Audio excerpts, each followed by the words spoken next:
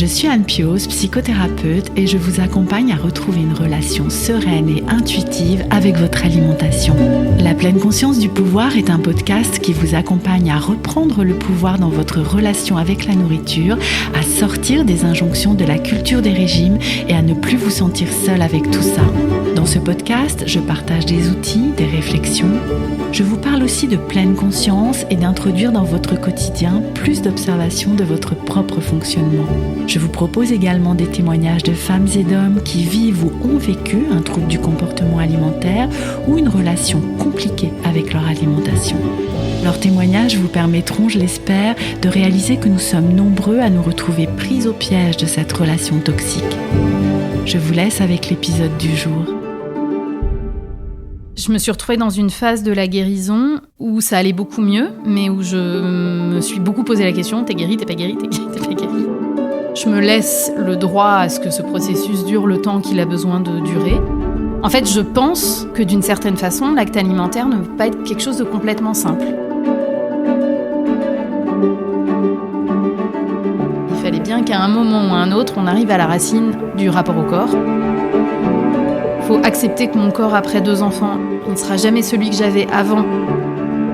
Peu importe le poids que je ferai, le sport, l'alimentation, mon corps est en train de vieillir, c'est inévitable. L'apparence des gens dans la vie, c'est un truc que je ne trouve pas très important et je ne veux pas que ce soit quelque chose d'important. Le curseur de la guérison, je pense qu'il est vraiment assez propre à chacun. C'est vraiment possible d'avoir ce qu'on veut dans les placards et de se sentir incontrôlable à l'égard de rien du tout. Ça vaut quand même tellement le coup d'être libre sur le plan alimentaire. Bienvenue dans l'épisode 111 du podcast La pleine conscience du pouvoir. En mars dernier, je suis allée prendre des nouvelles de Jeanne. Jeanne avait témoigné de son parcours avec la thérapie d'alimentation intuitive dans l'un des premiers épisodes du podcast, l'épisode 18, qui était sorti il y a 3 ans, au mois de juillet 2021. Jeanne nous avait déjà donné quelques nouvelles dans l'épisode 100 et elle m'a proposé de développer plus en détail la suite de son processus. Elle a aujourd'hui bien plus de recul sur son parcours de guérison des troubles alimentaires et vous imaginez bien que la vie lui a proposé différentes étapes et défis durant ces 3 dernières années, en particulier l'arrivée d'un second enfant. C'est ainsi l'occasion pour nous d'entendre l'expérience d'une personne sur le long terme. Qu'est-ce que la guérison ? À quoi s'attendre ? Comment Jeanne vit-elle aujourd'hui sa relation avec son alimentation et son image corporelle ? Nous avons également eu l'occasion de revenir sur certaines idées reçues concernant la thérapie d'alimentation intuitive, qui, rappelons-le, n'est pas une proposition de manger selon son intuition, qui serait d'ailleurs de nous gaver de produits transformés, trop gras, trop sucrés, trop salés, si vous voyez ce que je veux dire, mais une réelle démarche de thérapie qui propose un travail global, tant sur sa relation avec l'alimentation que sur la relation à soi-même. Je vous souhaite une bonne écoute de ma conversation avec Jeanne. Bonjour Jeanne. Bonjour Anne. J'ai presque envie de dire rebonjour, même si ça fait déjà 3 ans qu'on s'était vus sans se voir, mais qu'on s'était vus la première fois pour enregistrer l'épisode, si je ne me trompe pas, 18 de la pleine conscience du pouvoir, dans lequel tu étais venue apporter ton témoignage de processus en alimentation intuitive. Tu nous avais refait le chemin depuis ta naissance. Moi, j'étais vraiment marquée par ton histoire des bébés, en fait, des tout bébés, où il y avait des questionnements autour du poids. Et puis, il y a quelques temps, je cherchais des nouveaux témoins. Et puis, tu m'as proposé de venir donner des nouvelles. Et j'ai trouvé que c'était une super proposition. Parce que 3 ans ont passé, donc, depuis cet épisode 18. 3 années où tu as vécu, comme nous toutes et tous, et où ton processus s'est poursuivi. Donc, je suis ravie aussi que tu m'accueilles chez toi aujourd'hui. C'est Bienvenue. la première fois qu'on se rencontre en vrai. Exactement. Donc, c'est chouette. Tu me disais en arrivant que, et je partageais ça aussi, je pouvais moi aussi avoir l'impression de te connaître, mais sans t'avoir jamais rencontré. Donc c'est vraiment chouette. Vive le présentiel quand même. Oui, c'est quand même pas mal. C'est quand même pas mal. J'ai déjà envie de te demander comment tu vas, Jeanne ? Ça va plutôt bien.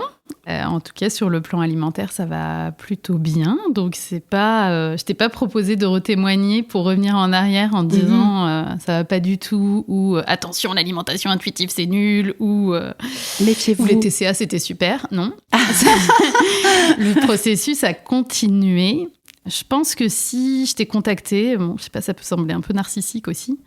C'est sûr que, et je pense que je te l'avais peut-être déjà dit à l'époque, ou peut-être dans l'épisode 100 où j'avais aussi laissé un message. Des nouvelles, oui. Je trouve que c'est assez génial de témoigner. Moi, je sais que quand j'ai commencé le processus d'alimentation intuitive, etc., j'étais contente de lire des témoignages. Oui. Parce qu'on ne sait pas trop où on va et qu'on a besoin d'entendre des gens qui se sont mis dans le processus ou dans un autre processus, et en tout cas d'essayer de comprendre où est-ce que ça va nous mener, de comprendre que les interrogations qu'on a, les difficultés qu'on rencontre, on n'est pas seul à les traverser. C'est ce qui m'avait moi aussi poussée à témoigner, à ouvrir mon compte Instagram pour parler de tout ça. Mais je trouve aussi que témoigner, c'est très thérapeutique. Parce que ça permet de faire un peu le point, ça permet de formuler, de verbaliser des choses. Et moi, j'alimente quasiment plus mon compte Instagram depuis presque quand on a enregistré l'épisode ensemble. Ouais. Non, j'ai quand même encore alimenté les choses pendant à peu près 6 mois, mais depuis la naissance de ma deuxième fille, globalement... À la fois parce que très absorbée, donc j'ai 2 filles qui sont quand même jeunes, et puis parce que comme ça allait mieux, j'avais envie de moins penser à la nourriture, et donc du coup de moins en parler, et de vivre, et de passer à autre chose. Et puis aussi, c'est vrai que quand ça va mieux, ça c'est quelque chose que j'en ai déjà discuté avec d'autres personnes, on a moins de choses à dire en fait. Il y a des moments... Je sais pas, par exemple, si tu as vu que Parlons TCA a fermé son compte. Alors, je crois qu'elle laisse sa page accessible, mais elle disait que ça lui parle plus, justement, les TCA à elle. Et c'est vrai que par moments, on oublie presque les pensées qu'on a pu avoir quand on souffrait de TCA. Du coup, je suis pas sûre que continuer à témoigner, sous n'importe quelle forme en tout cas, j'espère que mon témoignage ici serait quand même un peu utile, mais je me dis que par moments, si je le fais aussi là parce que t'es en face et que t'es thérapeute et que du coup tu peux cadrer les choses, je sais pas si moi ce que j'aurais à dire pourrait pas presque être contre-productif pour des personnes qui souffrent, parce qu'il y a des moments, je pense que j'ai oublié presque ce que c'était que souffrir de TCA. Ce qui est une très bonne chose pour moi et un très bon message d'espoir pour ceux qui souffrent. C'est possible d'aller tellement bien qu'on en oublie certains mécanismes. Mais du coup, là, je suis assez contente de pouvoir faire le point parce que j'en parle pas beaucoup et que du coup, c'est un peu l'occasion. Donc, si ça peut être utile, c'est bien. Et pour moi, ça sera utile. Et c'est vrai que la seule chose, moi, qui m'a un peu manqué justement ces dernières années en termes de témoignages que j'aurais pu écouter, de contenu existant, c'est... Je me suis retrouvée dans une phase de la guérison où ça allait beaucoup mieux, mais où je me suis beaucoup posé la question, t'es guérie, t'es pas guérie, t'es guérie, t'es pas guérie. Et je saurais toujours pas vraiment dire si je suis guérie ou pas, mais presque. C'est pas très important, en fait. Et du coup, j'ai peut-être envie un peu d'alimenter cette partie-là de la guérison. Il y a le processus intense de la thérapie, quand ça va pas du tout, ou quand... Même parce que moi, quand on avait discuté déjà il y a 3 ans, ça allait... J'avais repris une thérapie à un moment où ça allait quand même globalement mieux. J'étais moins dans les crises des TCA. J'avais par exemple plus de boulimie vomitive, donc c'était quand même moins la phase aiguë. Mais bon, globalement, ça allait quand même pas. Mais il y a la phase de la thérapie où on est dans des exercices intenses, ça prend beaucoup d'énergie. Et puis en tout cas, pour moi, il y a eu toute une phase qui est peut-être même pas finie, où tout ça, ça décante et où on peut se laisser le temps. On met moins d'énergie dans ce processus-là. Parce que ça va déjà mieux et qu'on se sent bien. Et puis, après, c'est un choix, parce que j'ai vécu plein d'autres choses dans ma vie. Mais oui. Je me laisse le droit à ce que ce processus dure le temps qu'il a besoin de durer. Mais du coup, il y avait des moments où je me suis un peu interrogée sur est-ce que c'est normal, est-ce que c'est pas normal, est-ce qu'il faudrait que je retravaille plus certaines choses. Et d'une certaine façon, je me pose même encore de temps en temps ces questions-là. Mais de plus en plus, je me dis que ça fait juste partie de la vie, en fait, de se poser des questions. Est-ce que ça ressemble pas à une question comme je fais bien ou je fais pas bien ? Oui, complètement. Et c'est pour ça, je pense que d'une certaine façon, ça fait un peu partie de la vie, parce que on grandit, j'allais dire. On évolue, on vieillit. Mais oui. On change. Mais oui. Notre vie change, notre quotidien change. Notre façon de voir la vie change. Et ça, de façon consciente ou inconsciente, ça fait bouger beaucoup de choses dans nos vies. Et je pense que Pour beaucoup, l'acte alimentaire, en réalité, est assez central. On a besoin de manger tous les jours. Ça demande une logistique, surtout quand on a des enfants. Mais oui. Donc, du coup, c'est quand même quelque chose d'assez central et sur lequel, au final, quand je peux discuter avec des gens, même qui n'ont jamais souffert de TCA, le quotidien a énormément d'impact, en fait, sur l'acte alimentaire. Il y a beaucoup de gens qui perdent l'appétit parce qu'ils sont stressés, ou parce qu'ils ont oublié de manger, ou parce que... au contraire, ils ont besoin de réconfort, donc ils vont manger ceci, cela. Enfin, bon, en plus, il y a la culture des régimes qui, bien sûr, ne nous aide pas à rendre les choses simples. Il y a aussi un contexte qui y avait un petit peu moins il y a 3 ans, mais un contexte énorme d'inflation qui rend aussi, pour certaines personnes, l'acte alimentaire compliqué parce que ça coûte cher. Donc, en réalité, c'est quelque chose qui reste assez central. Donc, qu'on s'en rende compte ou pas, il y a des questionnements qui viennent autour de l'acte alimentaire. Et quand on a souffert de TCA, on a vite fait de paniquer, alors même que c'est des questionnements. En fait, je pense que d'une certaine façon, l'acte alimentaire ne peut pas être quelque chose de complètement simple. Enfin, soit on est extrêmement riche et on peut, au dernier moment, dire « j'ai très envie de manger ça » et il y a, je ne sais pas, un domestique qui le cuisine pour nous. Qui peut le cuisiner en 2 minutes, mais il faut quand même avoir les produits disponibles. Oui. Enfin, bon, j'imagine que certaines personnes ont les moyens de ça. Mais sinon, pour le commun des mortels, ça demande en fait une certaine organisation et de temps en temps de la frustration. On a envie de quelque chose. Je sais pas, même ma fille en ce moment me réclame des fraises et j'arrête pas de lui dire c'est un peu tôt là. Et oui, même si on commence à en voir sur les étalages, c'est pas encore la saison des fraises. Bon voilà, du coup il y a une certaine frustration parce qu'elle aurait bien envie de fraises. Une des choses que j'ai trouvé intéressante ces dernières années, c'est que je trouvais que je continuais à beaucoup penser en fait, à beaucoup planifier, à beaucoup réfléchir. Et quand on souffre de TCA, on planifie énormément parce que je vais au restaurant ce soir, donc je vais moins manger ce midi, et puis j'ai mangé ça hier, et j'ai fini par réaliser, ok, c'est pas la même sorte de planification. Là, c'est quel jour je vais faire les courses, qu'est-ce que vont manger les filles ce soir.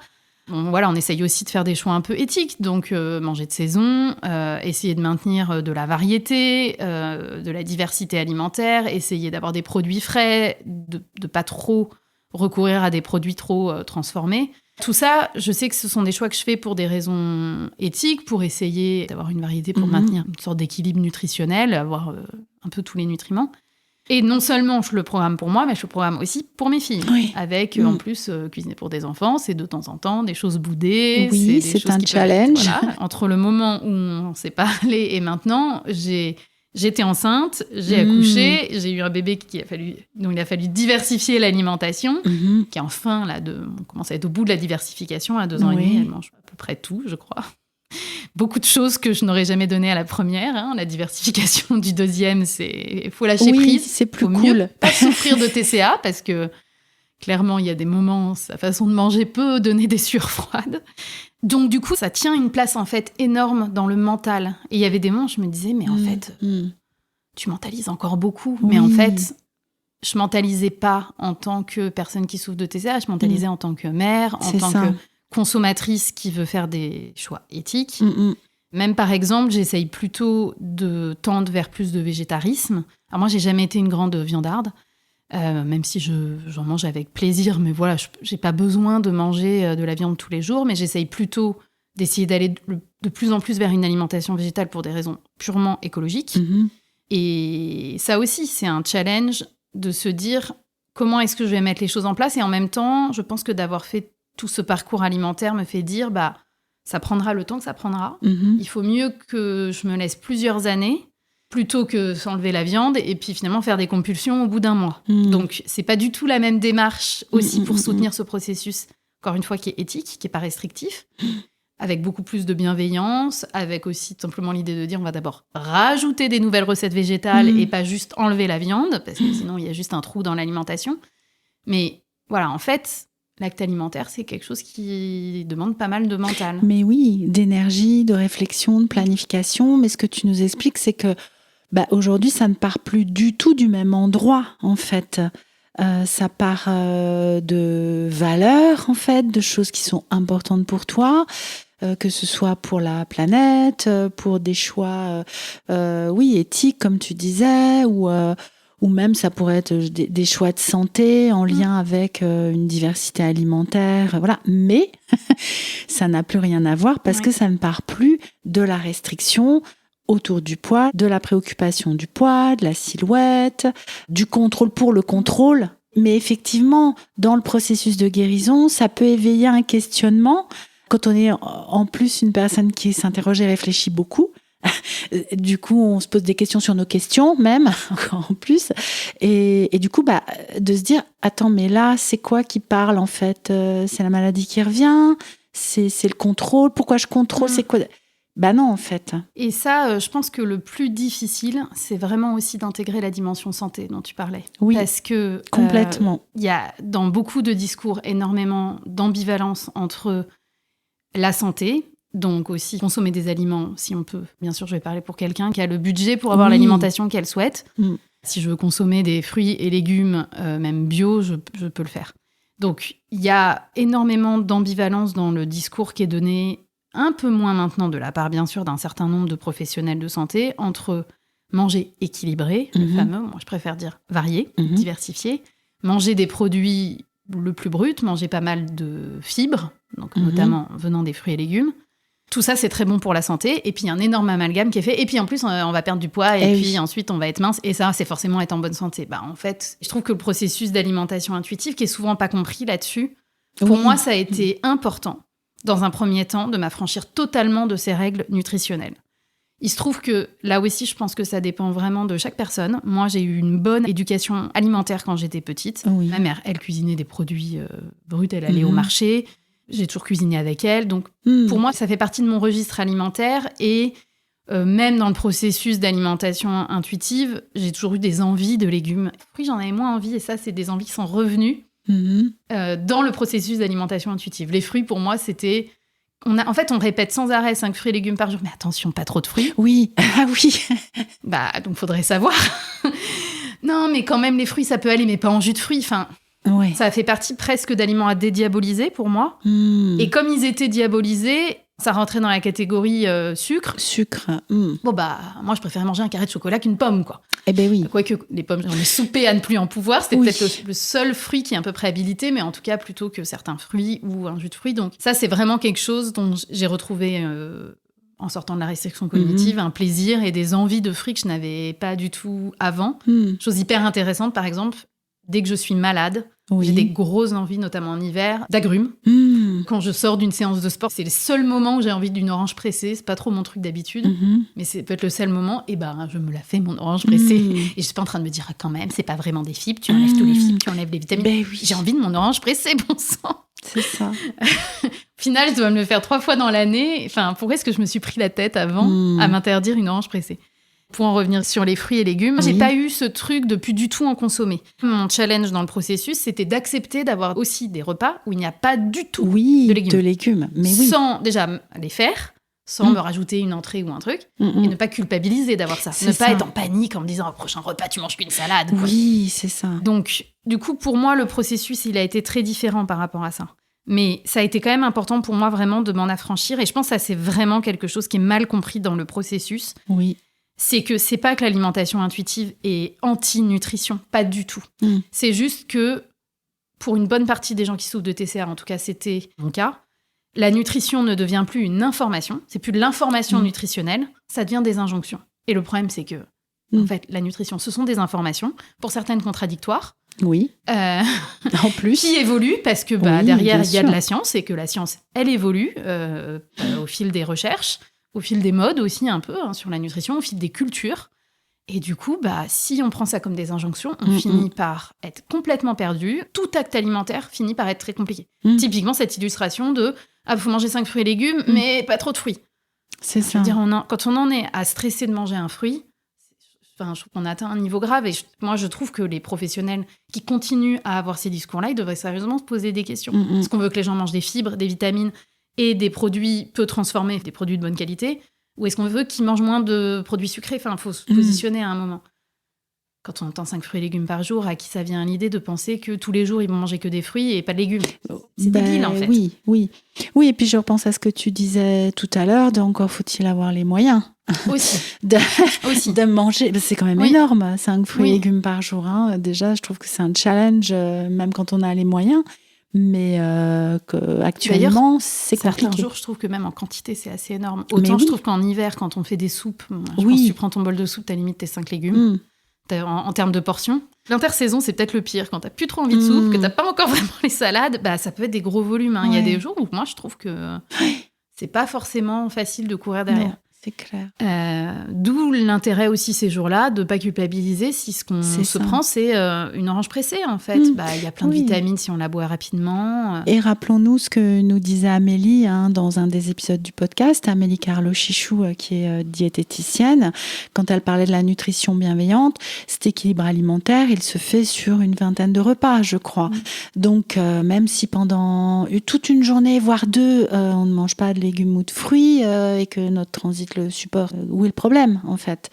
Donc j'aime bien quand tu dis que le TCA va transformer la recommandation, l'information en règles, en injonctions, en rigidité en fait, desquelles on n'arrive plus à se sortir, et qu'une grande partie du travail de thérapie est de revenir flexibiliser en fait ça, au niveau en tout cas de la nutrition. C'est ça, et je trouve que, moi j'ai le sentiment aussi quand je discute avec des mangeurs intuitifs, mon mari par exemple, lui, il a vraiment toujours pris la nutrition comme une information. Donc, ça fait partie des gens qui sont capables de dire les sodas, c'est toxique, tout en sirotant un soda. Oui. Et te tenir un discours vraiment alarmiste tout en profitant vraiment de son soda. Chose qui, pour moi, ça m'a interpellée beaucoup quand on s'est rencontrés. C'est quoi cette dissonance-là qui est impossible. Moi, c'était impossible dans ma tête de TCA. Je pense que je pourrais commencer à le faire maintenant. C'est ça qui est rigolo.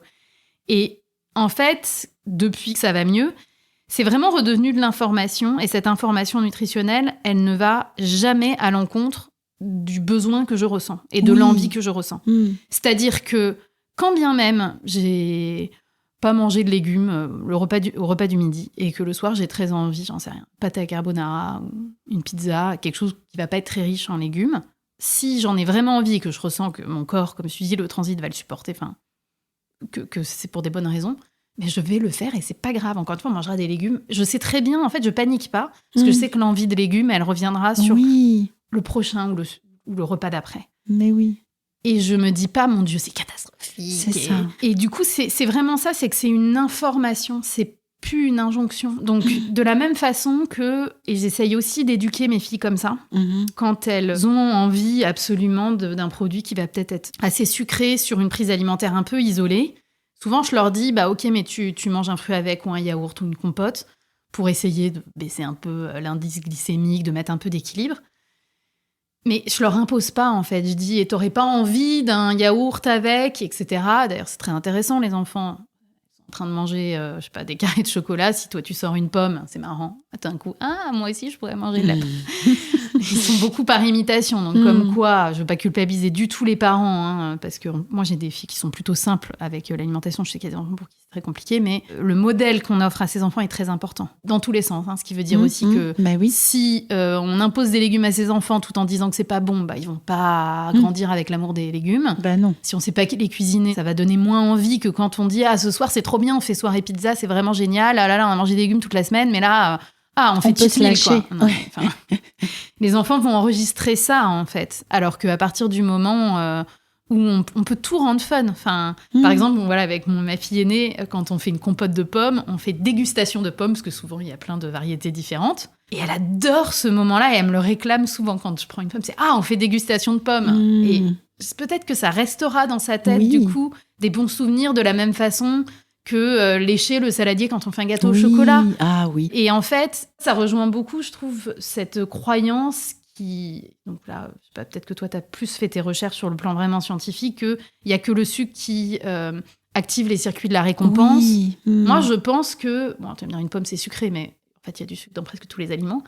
Mais en réalité, moi, je pense que quand on associe des bons souvenirs même à la soupe, en fait, les circuits de la récompense, ils sont activés. C'est très complexe, l'alimentaire, en fait. Il y a le goût de l'aliment, il y a le contexte, il y a à qui c'est associé. La fameuse Madeleine de Proust, ça pourrait être une soupe aussi. Je pensais à ça. Donc, c'est typiquement pour ça que j'ai pas trop envie de parler de tout ça sur Instagram, parce que je sais que j'ai réussi, en tout cas, à remettre vraiment la nutrition à sa place dans ma vie. Et il y a énormément de choix alimentaires que je fais aussi pour des raisons nutritionnelles, mais ça va être plutôt la question de est-ce que j'achète un légume bio ou pas bio. Ce qui change en fait rien au goût. Et d'ailleurs, si le produit bio est vraiment pas du tout satisfaisant au niveau gustatif, je vais en chercher un autre. Et s'il y a plein de choses pas bio chez moi parce que on aime le goût, etc. Donc là, c'est toujours aussi comment on place le curseur de l'éthique. Ça, c'est un autre débat. Oui. Je pense que c'est un processus lent. Là aussi. Voilà, ne pas mettre trop de perfection là-dessus aussi, parce que sinon, c'est une charge mentale et financière qui peut être assez énorme. Mais du coup, ça, je sais que c'est des considérations que j'aurais eu beaucoup de mal à entendre il y a quelques années au milieu du processus. Mais oui. Parce que vraiment, le jour où j'ai compris que j'avais enfin intégré la nutrition comme une information et pas comme une injonction, je sais pas, comme la météo en fait. Tu vois, tu sais qu'il va pleuvoir aujourd'hui, oui, tu vas mettre des bottes de pluie, mais si t'as absolument prévu une tenue et que ça va pas du tout avec... tu t'adaptes, je sais pas, tu prends un parapluie, tu vas moins sortir. En fait, c'est pas quelque chose où tu vas t'imposer tout le temps ta tenue de pluie parce qu'il pleut et où tu vas t'interdire de te faire plaisir sur le plan vestimentaire avec des choses que tu avais prévues. Tu vas l'intégrer comme une information. C'est un bon exemple, je trouve. C'est presque un peu ça, et avec encore plus de bienveillance, je pense, parce qu'au final, si tu sors dans des flaques avec tes jolies chaussures qui prennent l'eau, c'est vraiment loupé pour tes chaussures. D'une certaine façon, c'est plus irrémédiable que de louper les 5 fruits et légumes par jour de temps en temps. C'est pareil avec le rapport au sport. Je suis persuadée que le mouvement, c'est une bonne chose pour la santé. Donc là aussi, encore une fois... une critique qui est très souvent faite à l'alimentation intuitive. Bon, là, c'est aussi des gens qui n'ont pas lu les choses, parce qu'il y a quand même un principe sur la nutrition et un principe sur le mouvement. Donc, c'est vraiment des gens qui critiquent sans avoir creusé ce qu'ils critiquent. Mais c'est vrai que dans un premier temps, dans la guérison, ça peut être bien de prendre vraiment ses distances avec l'activité physique pour qu'elle revienne à sa bonne place. C'est-à-dire que maintenant, je ressens un tel besoin. Par exemple, j'ai pas trop fait de sport ces dernières semaines parce que boulot, parce que... plein de choses. Là, voilà, et les semaines ont été remplies. Mais en fait, j'en ressens pas le besoin mental de mon Dieu, j'ai pas bougé, mes calories, ou je sais pas quoi. J'ai juste mal au dos, je me sens tendue, je me sens moins connectée à mon corps. Exactement. C'est génial de ressentir ça. Mais tant que il y a toutes ces pensées, tout ce mental, il nous coupe de notre corps. Tout ce brouhaha. C'est tellement plus simple de retourner au sport. Du coup, je trouve que c'est plus facile d'être régulière aussi. Quand tu ressens le bienfait à chaque séance de sport, et pas au bout de X semaines quand tu vois le chiffre descendre sur la balance ou pas. C'est ça. En fait, l'apport, il est immédiat. Tu fais des étirements 5 minutes, tu vas tout de suite sentir que t'es moins tendu au niveau des trapèzes, etc. J'essaye de, par exemple, là, c'est mon nouveau challenge des dernières semaines, de méditer régulièrement, avec flexibilité. Je ne le fais vraiment pas tous les jours. Mais en fait, je commence à ressentir le besoin de me reconnecter. C'est pas un besoin mental. Je devrais, il faudrait, je l'ai pas fait. C'est un peu un rendez-vous avec moi-même, en fait, d'une certaine façon, de dire mais j'en suis de où, retrouver là ça. Et je sais pas, je pense que ensuite ça vient à la même place que si tu sautes une douche ou un brossage de dents où tu vas pas te sentir très à l'aise, quoi. Et bon, j'en suis pas encore complètement là sur la méditation. Il paraît que c'est comme ça après on en a besoin comme de prendre une douche. Mais en tout cas, le bienfait d'un moment de méditation, pas à tous les coups, peut être immédiat en fait. Immédiat de juste avoir fait le point et de dire mais en fait là, t'as mal au dos, t'es épuisé. C'est ça ton besoin. C'est ça, exact. C'est une façon rapide en fait de se reconnecter à ses besoins. Par exemple, mes premiers jours de règles, je peux être très fatiguée. Et puis un peu inconfortable. Aller faire du sport, c'est pas le moment où c'est le plus agréable. Enfin, tout dépend bien sûr quel type d'activité physique, mais notamment aller faire du yoga, c'est pas le plus agréable qui soit. Je le fais pas, puis c'est tout. En fait. C'est ça, et c'est pas un drame en fait. Non, en fait, ça n'ira jamais à l'encontre du besoin du présent. Alors de temps en temps, on est un peu à côté de son besoin et on se dit après, en fait, j'aurais dû aller au yoga, ça m'aurait fait du bien. Oui, mais là non plus, c'est pas grave en fait. Exactement. J'ai repris la danse. J'ai fait beaucoup de danse étant jeune. C'était de la danse classique. Tu nous l'avais dit dans le premier épisode. C'est plutôt quelque chose qui a été compliqué. Ça a plutôt fait lit des TCA. Donc j'ai repris pas de la danse classique, c'est de la danse contemporaine. Et grand plaisir à redanser, c'est absolument génial. Il y a des fois, j'arrive à mon cours de danse en me disant mais je vais avoir l'énergie de rien aujourd'hui. Et c'est très surprenant. Limite, c'est au moment des sauts que l'énergie revient le plus. Alors que c'est la chose la plus cardio et la plus fatigante. Donc oui, de temps en temps, pour le mouvement, il faut un petit peu avoir de la discipline, se mettre un coup de pied aux fesses. Mais plus on avance, plus on arrive à jauger ce moment-là. C'est ça. Ouais, il faut se laisser du temps pour être capable de ressentir le moment où on a vraiment besoin de repos. Et puis, il y a des loupés. C'est ça, et c'est pas grave. Jeanne, est-ce que tu pourrais nous dire, si toutefois c'est le cas, pendant ces 3 années, s'il y a eu des grandes étapes ou des moments marquants dans ce processus, ta grossesse, la naissance de ta fille, ou que ça n'a rien à voir avec ça, est-ce qu'il y a eu des moments clés ? Alors, je pense qu'après qu'on ait discuté ensemble, donc j'étais au tout début de ma grossesse, j'étais encore dans la partie très active de la thérapie. Et j'ai vraiment eu l'impression, dans mon processus de guérison, d'aller petit à petit enlever des couches du millefeuille des TCA et finalement revenir petit à petit à la racine. Et il fallait bien qu'à un moment ou à un autre, on arrive à la racine du rapport au corps, de la difficulté avec le corps. Et alors là, pas de peau, c'est tombé au début de ma grossesse. Ça a vraiment été un peu compliqué. Sur mes 2 grossesses, j'ai perdu du poids que j'ai repris après, dans l'année qui a suivi l'accouchement. Ça a fait ça pour les 2. Et j'ai un peu cru que pour la 2e, c'était peut-être l'alimentation intuitive et que j'allais faire partie de celles qui, en faisant l'alimentation intuitive, allaient perdre du poids. Bah non, au final. Ou alors, pas maintenant en tout cas. On verra bien comment ça évolue, mais en tout cas, non. Donc ça n'a pas été simple non plus de reprendre du poids, alors que j'avais fait tout ce processus.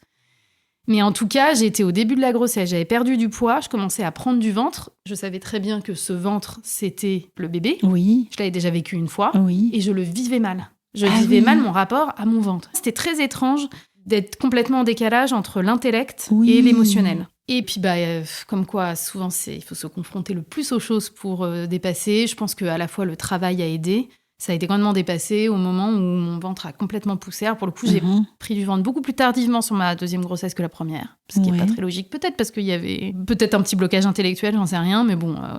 Au 6e mois, mon ventre a triplé de volume. J'ai pris 7 kilos en un mois ou quelque chose comme ça. Et cette étape a été franchie. Mais ça a été un peu compliqué. Même là, tu vois, j'ai presque un peu oublié. Je me rappelle que ça a été compliqué.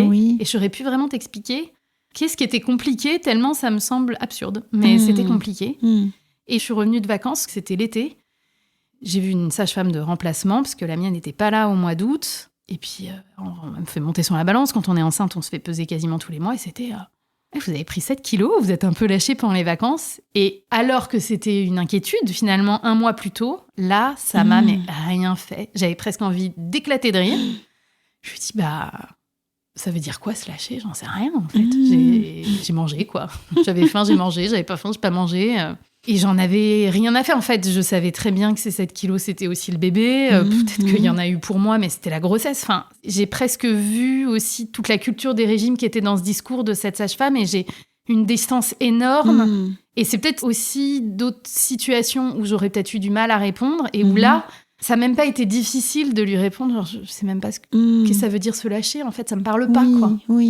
Et ça l'a un peu décontenancé. Du coup, elle était en mode, je sais pas, surtout plus... Ça pouvait être aussi que c'était pas la même balance. Il y avait plein de choses qui font que tout est à relativiser. Ça a été une étape. Bon, ensuite, j'étais en fin de grossesse, j'ai été plutôt concentrée là-dessus. Le postpartum a été une autre étape quand même assez intéressante, parce que je pense qu'en fin de grossesse, j'avais perdu en fait tout ce poids. Je pense que j'étais sans doute en dessous de mon poids d'équilibre. Et alors pour le coup, j'ai eu une dalle après avoir accouché. Et notamment, j'allaitais. L'allaitement n'était pas simple. En plus, le premier mois a vraiment été compliqué, mon premier mois de postpartum. J'ai mangé une quantité de chocolat, matin, midi et soir. Je pense qu'il y avait presque une tablette qui y passait par jour. Fallait le suivre au niveau budget. Et c'était intéressant d'observer que l'envie ne partait pas. Que ça passait nickel, j'avais pas de problème de transit, etc.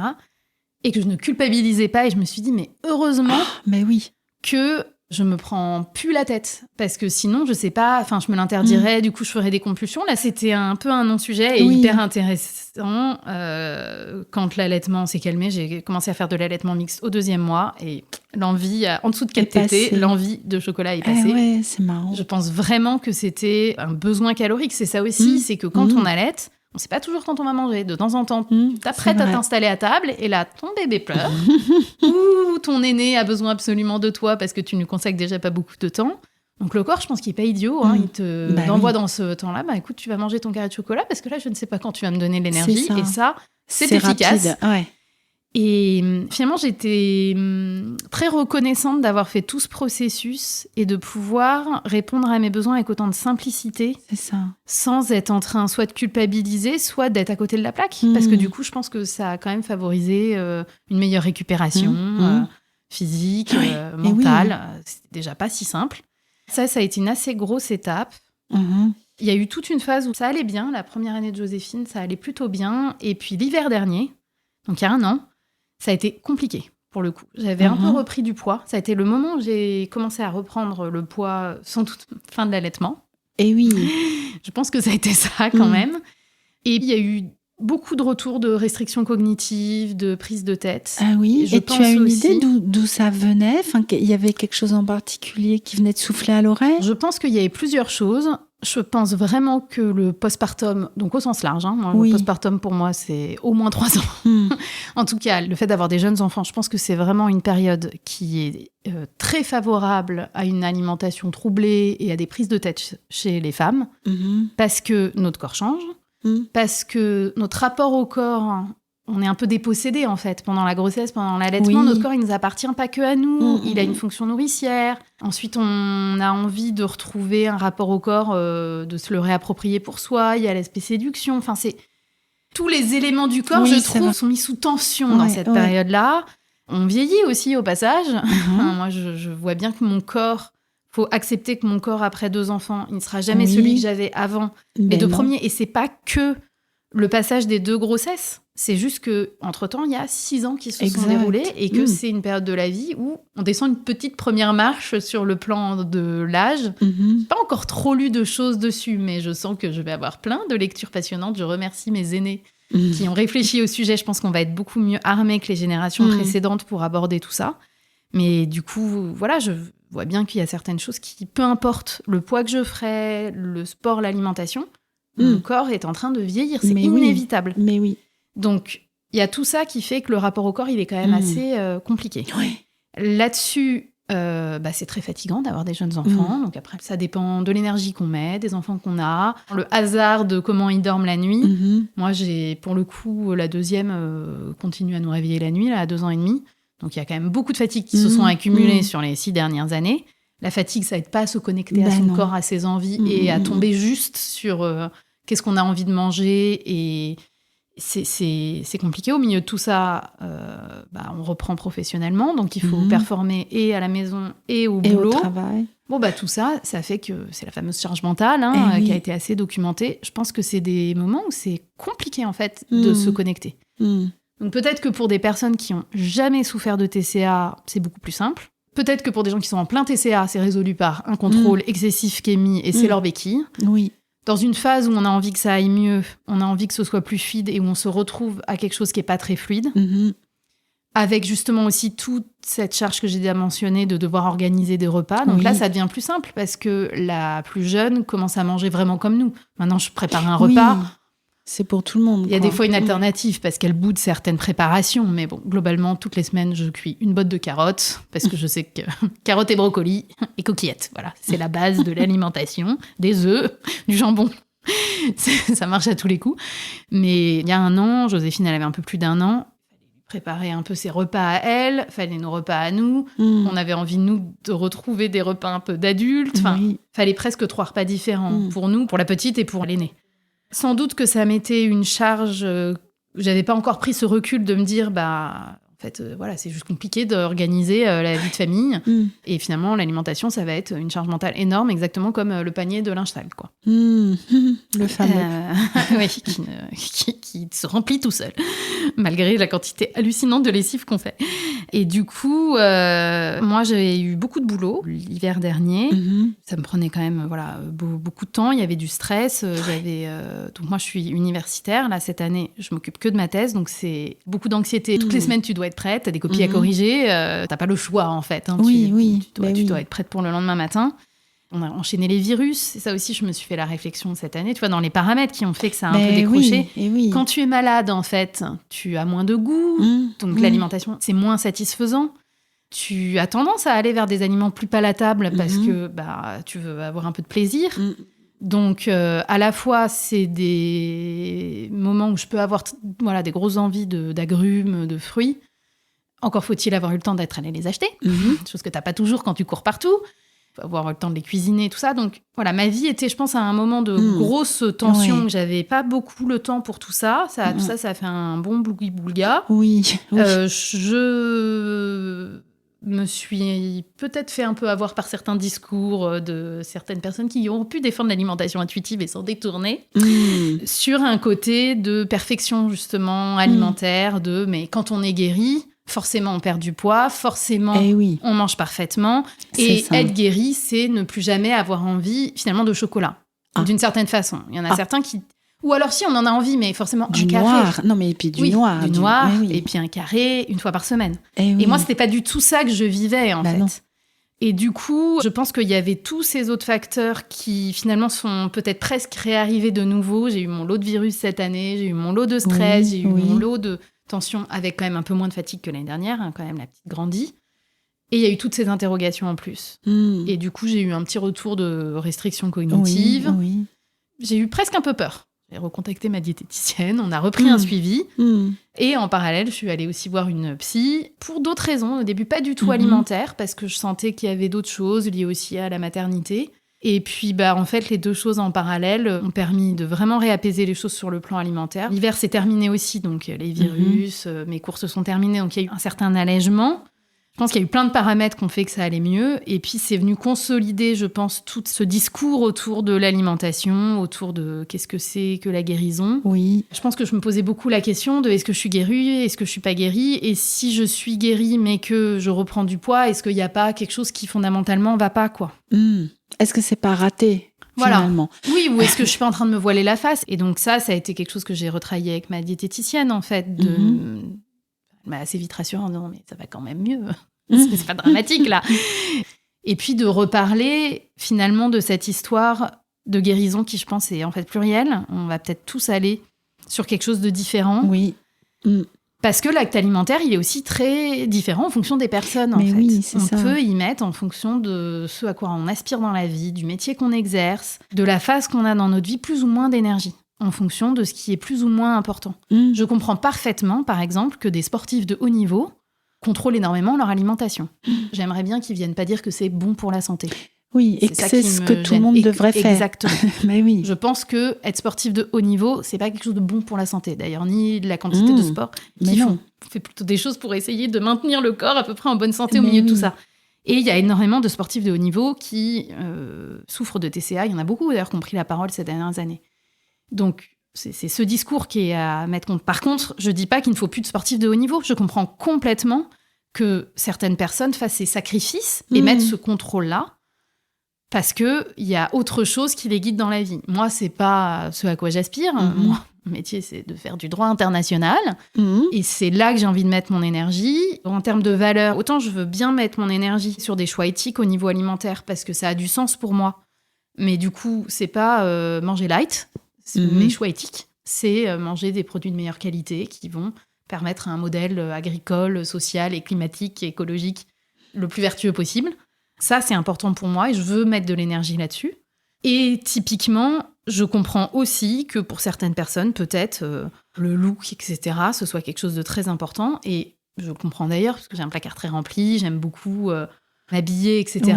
Oui, c'est passé aussi par les vêtements. Ça a peut-être été de se réapproprier certaines choses suite aux grossesses, avec le changement d'âge, un réajustement un peu féministe au milieu de tout ça. Ça aussi, ça bouge beaucoup. Mais au niveau des valeurs que j'ai, c'est important pour moi que ça ne prenne pas non plus trop de place dans ma vie. Le côté apparence. Je culpabilise pas non plus de mettre un peu d'énergie dans mon apparence, de dépenser un peu d'argent, de prendre du temps autour de tout ça. Je trouve que quand on prend soin, par exemple, qu'on se met du maquillage ou des crèmes pour le visage, on est toujours à la lisière entre est-ce que je le fais parce que c'est agréable à faire, parce que c'est confortable, parce que ma peau après est plus hydratée donc elle tiraille moins donc c'est agréable, ou est-ce que je le fais parce que les rides c'est pas bien et oui, ça se ressemble en fait, tout ça, c'est cette très, frontière là. C'était très très compliqué de mettre le curseur et j'ai beaucoup tâtonné avec ça aussi ces dernières années. Et là je pense que c'est pas quelque chose d'important pour moi. Je pourrais aussi être quelqu'un où c'est capital dans ma vie de peser 10 ou 20 kilos de moins, et je mettrai l'énergie là-dedans, et peut-être du coup que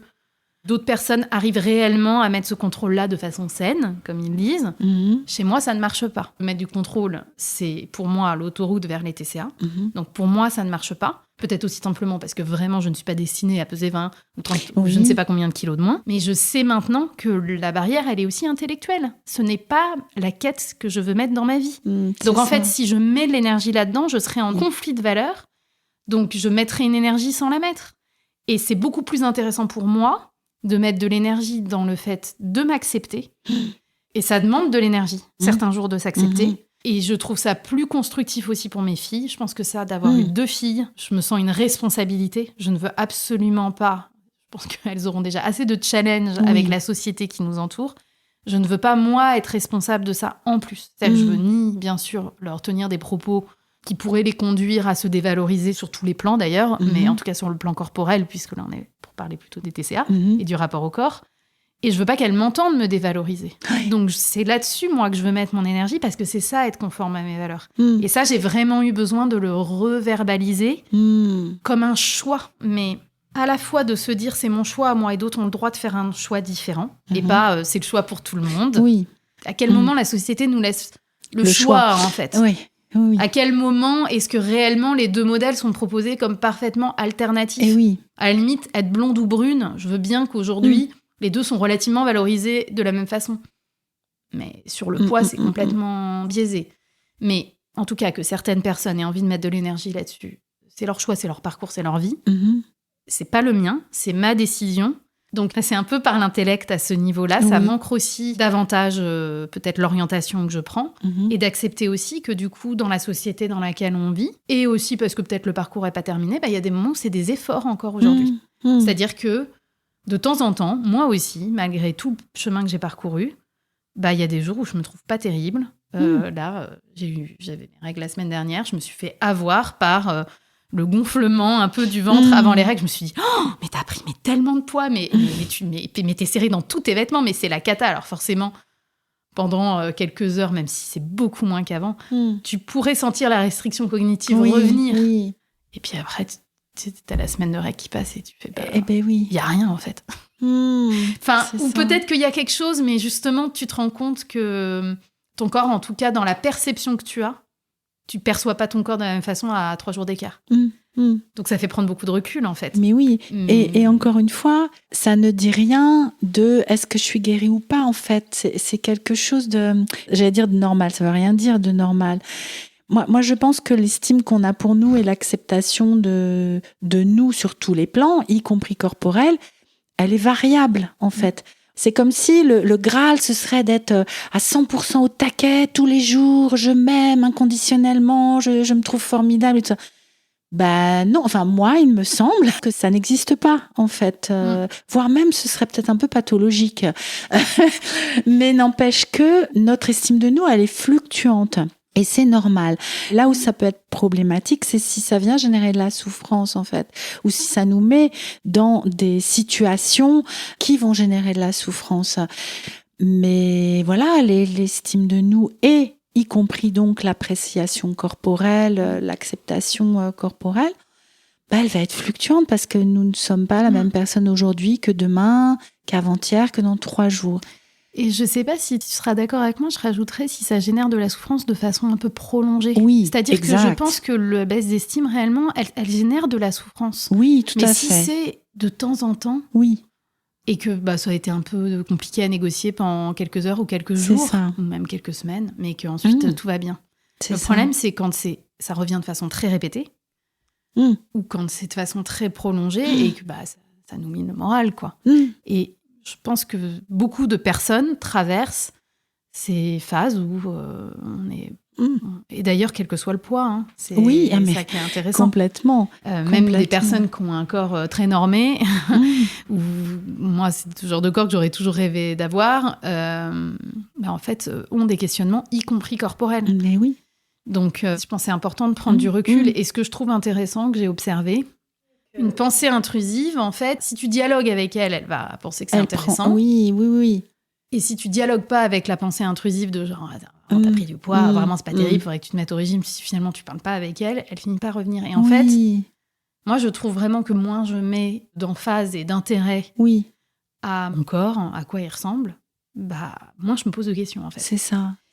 Et c'est ça qui est, je trouve, peut-être difficile à négocier, c'est comment est-ce qu'on fait pour se regarder le matin dans la glace, si on a envie de se maquiller, de se mettre de la crème pour le visage et de se coiffer, sans pour autant commencer à avoir des pensées autour du poids. J'ai pas vraiment la réponse à ce jour. Je trouve qu'il y a des moments où c'est un peu compliqué, mais ce que je remarque, c'est le fameux body neutrality que certains revendiquent, plus que le body positif, c'est de dire, en fait, la question, c'est pas de dire j'ai un super corps. Et moi, je suis pas contre le body positif. Je trouve qu'il y a plein de choses très intéressantes dedans. Puis c'est un courant qui est très multiple, donc je comprends les critiques qui sont faites à l'égard d'une partie du courant et puis de certaines personnes qui utilisent la chose à des fins marketing de façon très douteuse. Body positif pour vendre des yaourts 0% ou des régimes, je suis très sceptique. Mais je comprends vraiment ceux qui disent que ce qui est intéressant, c'est surtout de se dire, en fait, body neutrality, c'est pas le corps est pas important. Le corps, c'est hyper important, on l'habite. Mais l'apparence du corps, on s'en fiche. Et plus je me dis ça, et plus je me dis que ma valeur, elle réside vraiment ailleurs. Et encore une fois, ça, c'est par rapport à ma vie, à mes valeurs, aux choix que j'ai faits, et professionnels et personnels. L'apparence des gens dans la vie, c'est un truc que je ne trouve pas très important et je ne veux pas que ce soit quelque chose d'important. Oui. Et moins j'y prête d'attention, le cerveau, il fait le travail tout seul, en fait. Il faut être vigilant de temps en temps pour bien les pensées, elles reviennent. Par contre, il faut un peu les pousser. Jeanne, je vois qu'on va devoir se quitter. Avant qu'on ne se quitte, donc, est-ce qu'il y a une dernière chose que tu trouves importante à partager ?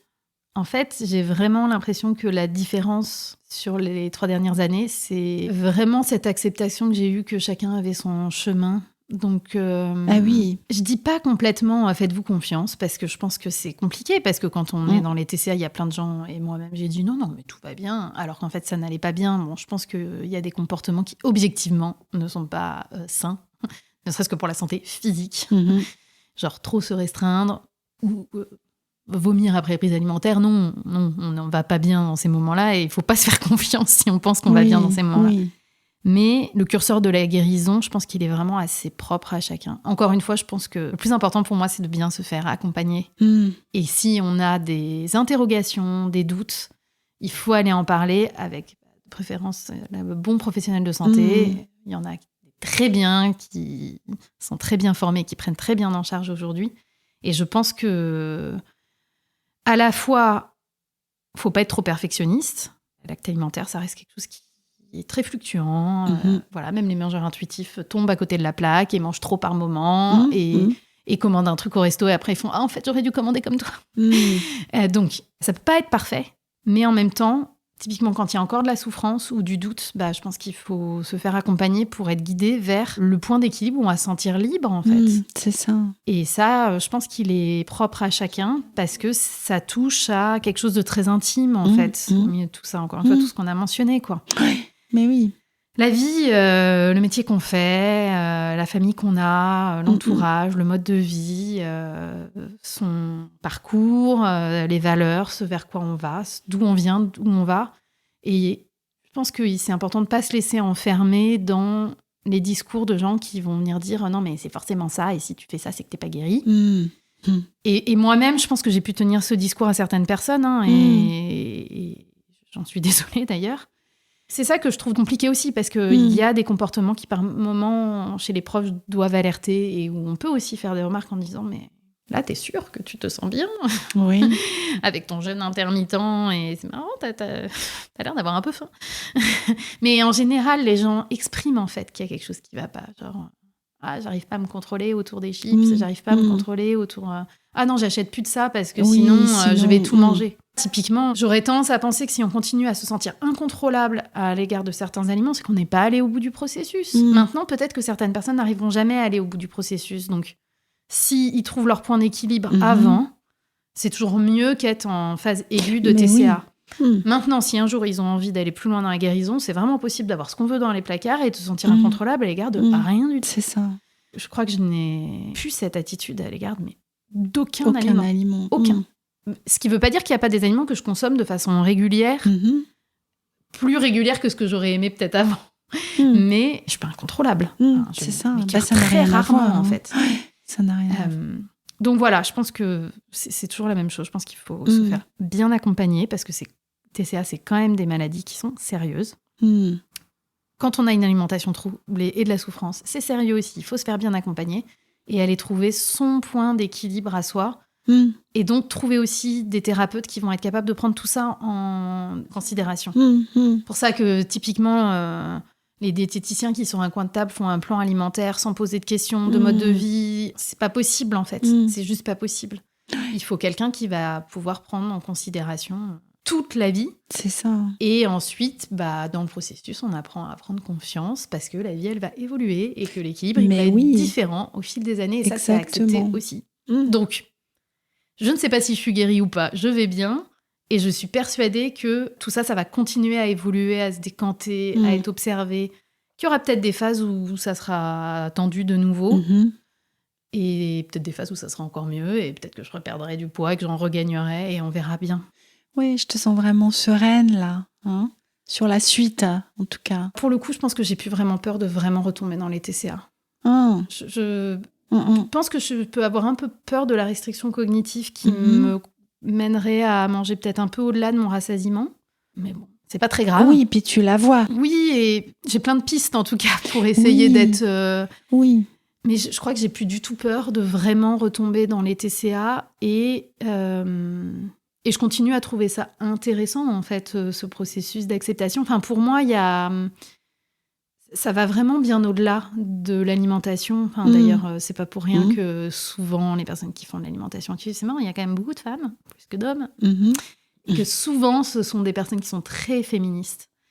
Je trouve qu'il y a vraiment quelque chose de plus global d'interrogation sur le rapport au corps de façon plus globale. Donc, on a parlé aussi du fait de vieillir, la maternité, mais toutes les autres injonctions, le maquillage, la façon de s'habiller.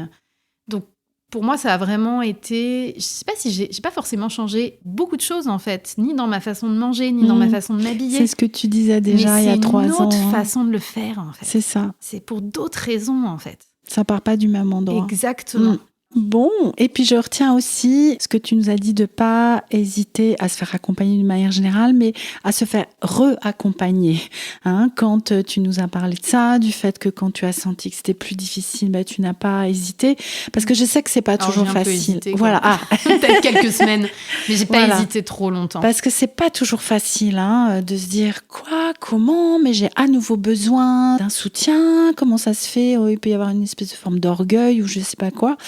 Alors, c'est pas toujours facile, mais ça me semble indispensable d'arriver à passer ce cap, Donc, Enfin, de toute façon, c'est la même chose où qu'on soit dans le processus, que ce soit la première fois qu'on contacte quelqu'un.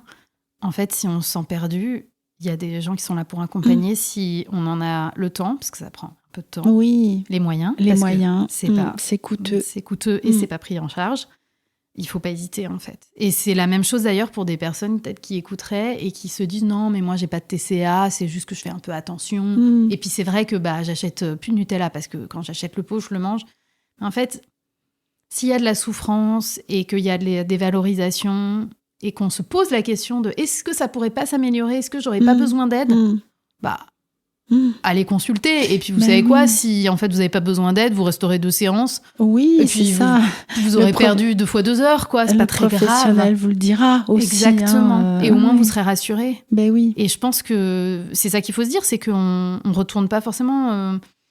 J'ai déjà un peu oublié le rythme que j'ai pris, mais... Et puis, en plus, là, sur les 3 ans, il y a vraiment eu plusieurs fois où j'ai recontacté ma diététicienne, on a refait des pauses... Mais c'était pas forcément de se revoir toutes les semaines, en fait. Il y a des moments où ça a été plutôt on se voit 1 fois par mois, parce qu'on est quand même beaucoup plus autonome. Oui, c'était un étayage, en fait. Mais en fait, ça vaut tellement le coup. Oui. En fait, ça vaut quand même tellement le coup d'être libre sur le plan alimentaire. Et ça, quand même, mais... Il y a des moments, j'oublie vraiment ce que c'était que souffrir de TCA. Et puis, de temps en temps, j'ai des piqûres de rappel où je me dis à quel point c'est simple. Ou alors, je vois des gens qui se prennent la tête et je me dis mais c'est tellement génial, en fait. C'est tellement génial. justement l'allègement que ça fait autour, encore une fois, de l'acte alimentaire qui est contraint par plein de choses, de pas se rajouter ça, c'est quand même trop bien, de pas se prendre la tête, de prendre plaisir, parce que c'est quand même hyper agréable de manger. Et quand même, en France, il y a des tonnes de choses délicieuses à manger. C'est quand même trop bien, quoi. Donc vraiment, cette liberté, elle en vaut la peine. Ça vaut vraiment le coût de l'investissement et en temps et en argent. Si on peut se le permettre, bien sûr, je sais très bien qu'il y a des gens qui ont des choses plus contraintes et heureusement qu'il y a des gens comme toi qui mettent du contenu disponible gratuitement parce que je pense que ça les aide à cheminer un peu. Mais je serais aussi très favorable à ce que tout ça soit un peu plus pris en charge par la sécurité sociale. Parce que... Ou qu'il y ait plus de structures publiques, en fait, qui proposent des suivis. Mais que les diététiciens et psychologues ne soient pas pris en charge par la sécurité sociale, il y a quand même quelque chose... C'est juste parce qu'on n'a pas envie de mettre de l'argent là-dedans, mais on ne prend pas vraiment la santé mentale au sérieux, et les TCA, on ne les prend pas au sérieux, alors que ça touche quand même en tout 20% de la population. Je crois que si on met tous les TCA bout à bout, je crois que c'est plus que la dépression.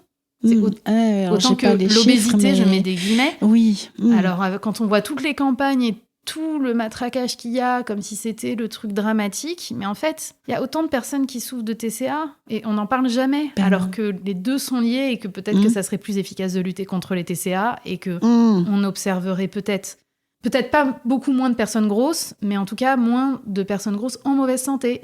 Parce que les TCA, ça aide pas à prendre soin de sa santé, quel que soit le poids qu'on a. C'est clair.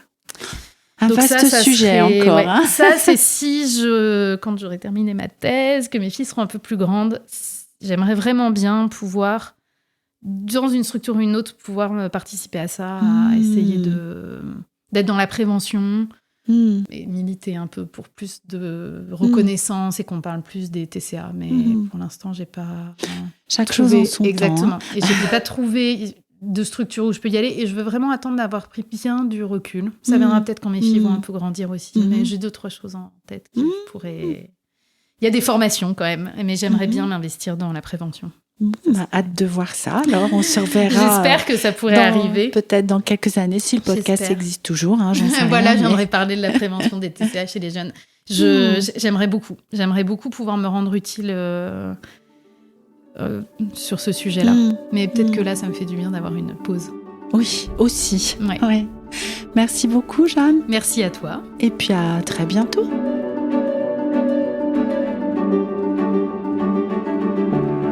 Nous voici à la fin de cet épisode 111. Je suis heureuse que le podcast puisse vous proposer, avec le nouveau témoignage de Jeanne, l'expérience d'un processus avec la thérapie d'alimentation intuitive sur le long cours.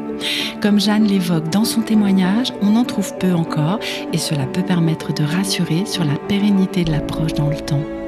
N'hésitez pas à nous faire vos retours et à très bientôt pour un prochain épisode de la pleine conscience du pouvoir que vous pouvez soutenir grâce à vos dons mensuels ou ponctuels sur notre page Tipeee dont vous trouverez le lien dans la description de l'épisode.